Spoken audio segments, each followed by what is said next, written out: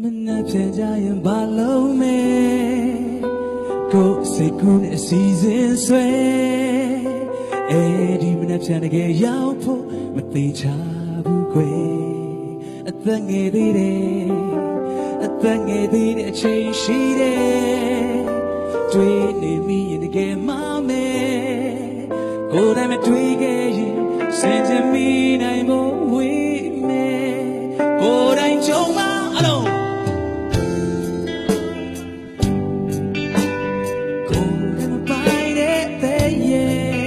They tell me yeah nai bu lugo wa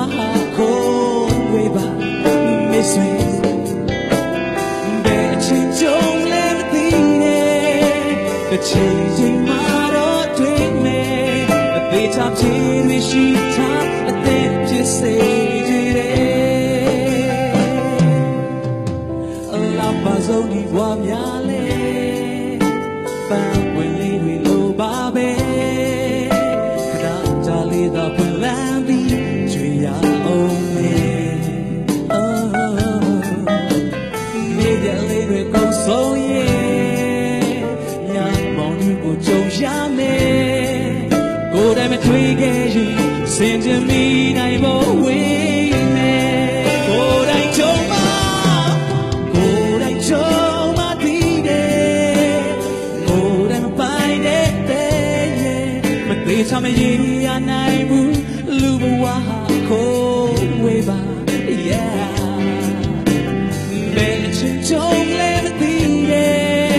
the changing model drink me. A beat up to she top, I think she stayed in it.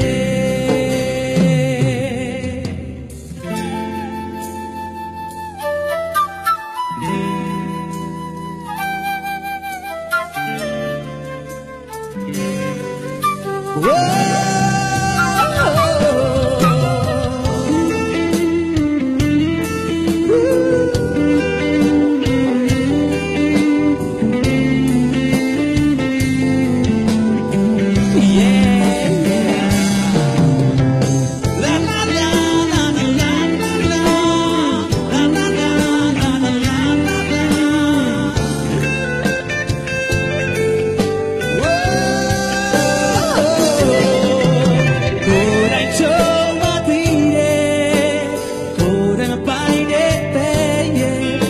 Tell me yeah naibu luba wa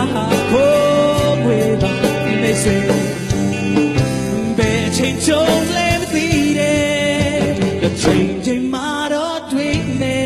a bit of tear she ta I think just say jere do so ji a ko de cho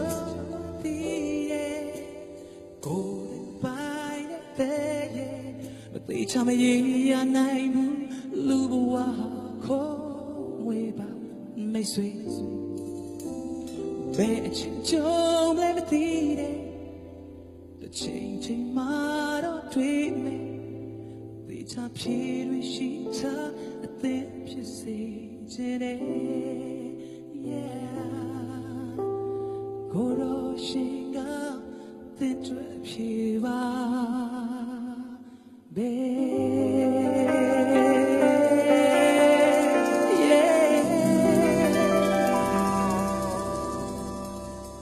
ကျွန်တော်ကိုတော်တော်များများကတချင်းရေးဆရာတယောက်အနေနဲ့ပို့ပြီးတော့တိတတ်ပါတယ်ကျွန်တော်တချင်းတွေအများကြီးရေးခဲ့တယ်အဖို့300ကျော်လောက်ရေးပြီးသွားပြီကျွန်တော်အဆိုတော်တွေတော်တော်များများမြန်မာပြည်ကကျွန်တော်ရဲ့တငယ်ချင်းအဆိုတော်တွေအတွက်ကျွန်တော်အများကြီးရေးပေးခဲ့မှုပါတယ်အဲ့ဒီထဲမှာဒီတချင်းလေးကတော့ကျွန်တော်ကိုယ်တိုင်ကြုံတွေ့ရတဲ့ကိုယ်တွေ့ဖြစ်ပျက်လေးကိုကျွန်တော်အခြေခံပြီးရေးခဲ့တာဖြစ်ပါတယ်ဒီတချင်းထဲမှာပါတယ်လို့ပဲအသက်ငယ်သေးတဲ့အချိန်ရှိတယ်လို့ကျွန်တော်တစ်ချိန်တုန်းကခံစားခဲ့မှုပါတယ်အဲ့ဒါကဘယ်ချိန်တုန်းကလဲဆိုတော့2006ခုနှစ်တုန်းကဖြစ်ပါတယ်ကျွန်တော်တို့ညီကိုမောင်နှမအမှုပညာညီကိုမောင်နှမတွေနဲ့ကျွန်တော်တို့ထိုင်းနိုင်ငံစင်ကာပူမလေးရှား3နိုင်ငံအတူတူကခီးထွက်ခဲ့ကြပါတယ် gospel trip အဲ့ဒီမှာကျွန်တော်ထိုင်းနိုင်ငံကိုရောက်တဲ့ချိန်မှာဒီလိုပဲတချင်းဆိုကုန်းတော်ချီးမွမ်းခံဒီမှာရုတ်တရက်ကျွန်တော်အသက်ရှူလို့မရတော့ဘဲနဲ့အသက်ရှူကျက်ပြီးတော့အရေးပေါ်အခြေအနေနဲ့ကျွန်တော်ဘဝရဲ့ရုတ်တရက်မထင်မှတ်ရတဲ့အချိန်ကိုကျွန်တော်ကြုံခဲ့ရပါတယ်အဲ့ဒီချိန်တုန်းကကျွန်တော်အသက်19နှစ်ပဲရှိသေးတယ်ကျွန်တော်ကအမြဲတမ်းသေဖို့အစီအစဉ်မပြောနဲ့နေမကောင်းမဲ့အစီအစဉ်တောင်မရှိဘူး ဒီနေ့မနဲ့မိုးလင်းပြီးတော့မြို့ထဲကိုသွားမယ်လှုပ်ရှားရှိတာလှုပ်တဲ့ခါမှာဒီမှာရှိတဲ့ညီကိုမောင်နှမတွေကျွန်တော်အပါဝင်အစီအစဉ်တွေအများကြီးဆွဲတဲ့ခါငါနေမကောင်းဖြစ်မယ်ငါချော်လဲမယ်ငါခလုတ်တိုက်မယ်ငါအဆိုးဆုံးတွေကြုံရမယ်လို့ဘယ်သူမှကအစီအစဉ်မဆွဲထားပါဘူးအကောင်းဆုံးတွေပဲစီစဉ်ဆွဲတယ်ငါမနဲ့9 နာရီထမယ်10 နာရီမှာဘယ်ကိုသွားမယ်ဘယ်သူနဲ့တွေ့မယ်ဘာတွေစားမယ်ငါတို့ဘာစကားတွေပြောကြမယ်ငယ်တငယ်ချင်းတွေနဲ့တွေ့မယ်ဘယ်လိုလုပ်မယ်အမျိုးမျိုးကျွန်တော်တို့ပြင်ဆင်ကြတယ်ဒါပေမဲ့တခါတလေမနဲ့မိုးလင်းကမိုးချုပ်ကိုစီစဉ်ထားတာနဲ့တက်ဆင်အောင်လွဲပြီးတော့ကျွန်တော်တို့စိတ်သက်ကြတဲ့နေ့တွေအများကြီးရှိပါတယ်ကျွန်တော်လည်းအဲ့ဒီချိန်တုန်းကအသက်19နှစ်ဖြစ်တဲ့ခါမှာငါမသေးနိုင်သေးဘူးငါချမ်းမာသေးတယ်ငါငယ်သေးတယ်လို့ထင်တဲ့ချိန်မှာရုတ်တရက်ကျွန်တော်အသက်တောင်ရှူလို့မရတော့ဘူးအခုချိန်မှာထိုင်နေနေခဏလေးအသက်ကိုပြင်းပြင်းလေးရှူကြည့်အောင်1 2 3ရှူကြည့်ပါဦး1 2 3ဒီထဲမှာထိုင်နေရင်ငါအသက်ရှူလိုက်အောင်မယ်လို့စဉ်းစားပြီးတော့ရှူမိတဲ့သူတွေရှိလက်ထောင်ကြည့်ပါဦးဘယ်သူမှစဉ်းအောင်မစဉ်းစားမိပဲနဲ့အေးဆေးလေးရှူနေတာဒါပေမဲ့အဲ့ဒီညမှာတော့ကျွန်တော်ပုံမှန်လွယ်လွယ်လေးရတယ်လို့ထင်ထားတဲ့အသက်ရှူတဲ့လေတွေကလွယ်လွယ်လေးမဟုတ်ဘူးဆိုတာအဲ့ညမှာကောင်းကောင်းသိသွားတယ်ကျွန်တော်အမြဲတမ်းဟာတာပြောသလိုကျွန်တော်အဖိုးဆေးရုံတက်တဲ့ချိန်တုန်းကကျွန်တော်10 နှစ်လောက်ပဲရှိသေးတယ်ကျွန်တော်အဖိုးကြီးကိုမန္တလေးမှာသွားပြီးတော့သူ့ကိုသွားပြီးကြည့်တဲ့ချိန်မှာအဖိုးကအဲ့ဒီနေ့မှာဖြစ်ချင်တော့ဆေးရုံကဆင်းတော့မယ်ဒါနဲ့ကျွန်တော်ကိုခေါ်တယ်စံပြီးလာပါအောင်နဲ့ကျွန်တော်သူ့နားကိုသွားတယ်ကျွန်တော်အဖိုးကိုကျွန်တော်အရန်ကြောက်ရတယ်သူကဒါဆိုရင်ဒါပဲမရဘူးသူမှဘာမှမပြောရဘူး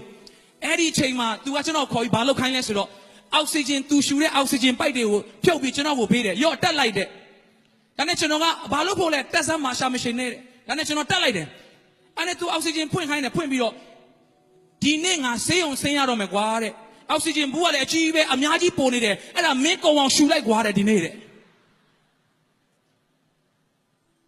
အဖိုးကျွန်တော်နေကောင်းတယ်လေရှူစရာမလိုရှာမရှင်နဲ့ကုံအောင်ရှူတဲ့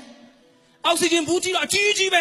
ဲဒီဘူးကြီးကုံအောင်ငါရှူရင်တော့ဒုက္ခပဲအဲ့ဒီတော့ကအောက်ဆီဂျင်ဆိုတာကျွန်တော်တို့ဒုက္ခပေးတဲ့ຢာလို့ကျွန်တော်ထင်ခဲ့တယ်အဖိုးကိုကြောက်လို့သာရှူခဲ့ရတာဒါပေမဲ့အဲ့ဒီထိုင်းနိုင်ငံမှာသေမလို့ဖြစ်တဲ့ချိန်မှာလေကျွန်တော်တို့ကမေ့တော့မေ့ပြီးတော့အေးဆေးလေးရှူနေတဲ့လေက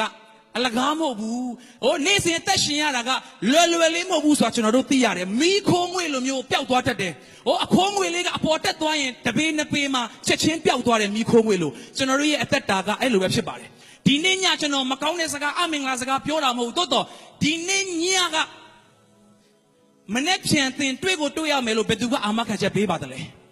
မနေ့ပြန်မှာတင်တကယ်ကျမ်းမာပါမယ်တင်တကယ်စီစဉ်ထားတဲ့အတိုင်းလုပ်နိုင်ပါမယ်လို့ဘယ်သူကတင့်ကိုအာမခံချက်ပေးတယ်လဲဘယ်သူမှကအာမခံချက်မပေးဘူးကျမ်းစာထဲမှာတော့ကိုယ့်ရဲ့စ조사မှုအဖြစ်အသက်တောင်တထွာတောင်မှကျွန်တော်တို့ရှင်းအောင်မလုပ်နိုင်တဲ့လူသားတွေဖြစ်တယ်လို့ပြောပါတယ်ဒါကြောင့်မနေ့ပြန်တဲ့တင်အစီအစဉ်တွေအများကြီးဆွဲထားတော်လဲပဲတကယ်ကိုစီစဉ်ထားတဲ့အတိုင်းမဖြစ်လာတဲ့အခါတင်ဒီစိတ်သက်ကြနိုင်ပါတယ်အထူးသဖြင့်ကျွန်တော်တို့လူတွေဆိုတာက